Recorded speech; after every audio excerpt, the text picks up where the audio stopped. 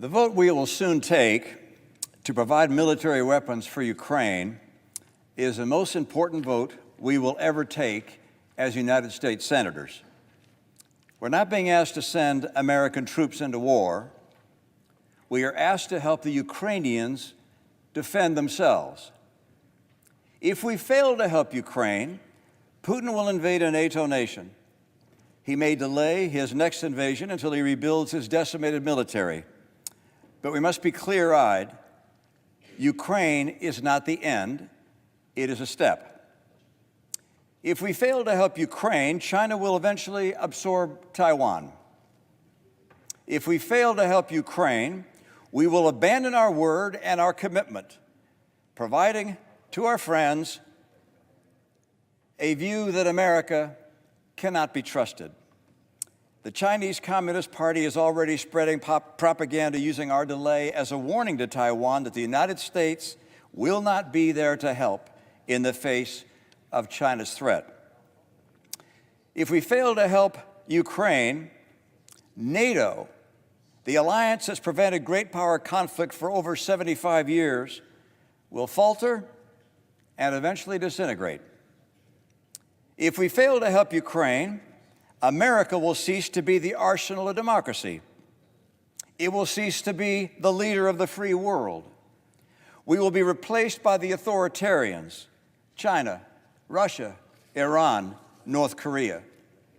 If we fail to help the Ukraine, we'll be known not as our fathers and mothers were, the greatest generation, but as the worst generation. Now, for months, I've listened to the arguments for denying help to the Ukrainian people. I've observed that the reasons have evolved over time. First, it was claimed that Europe was not paying their fair share. That was proven incorrect. Our allies have already contributed more than $96 billion in aid, and the EU earlier this month agreed to provide $54 billion more over the next 4 years. Next, it was argued that we should instead focus on the Pacific and Taiwan. But Taiwan and Japan and South Korea tell us that the single best thing we can do to dissuade China's aggression is to support Ukraine. Next, we were told that we couldn't afford $60 billion for Ukraine-related funding. But somehow we can afford an $850 billion annual defense budget and annual trillion-dollar deficits, which has happened under both former President Trump and President Biden. Next, it was claimed that we would have insufficient weapons to defend America and Israel if we send more weapons to Ukraine. But the Department of Defense has explained that helping Ukraine will actually strengthen our national security by helping to rebuild our depleted military-industrial base. The latest excuse for denying aid to Ukraine is that this bill is a clever disguise to set up an impeachment of Donald Trump at some point in the future.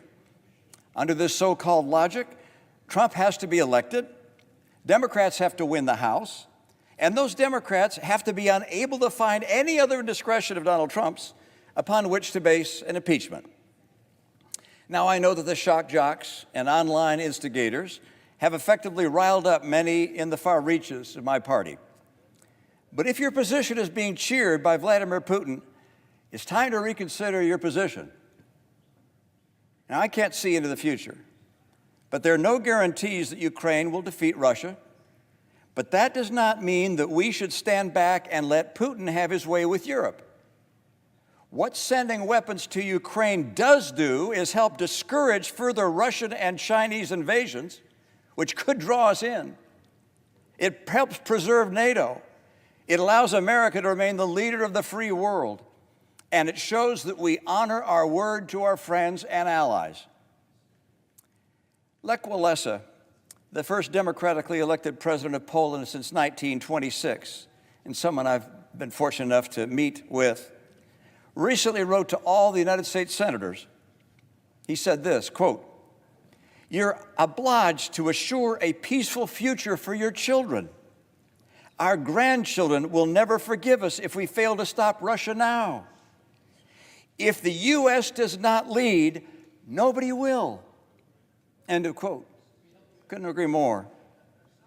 Helping a free people defend their freedom is simply the right thing to do. Thank you, Madam President.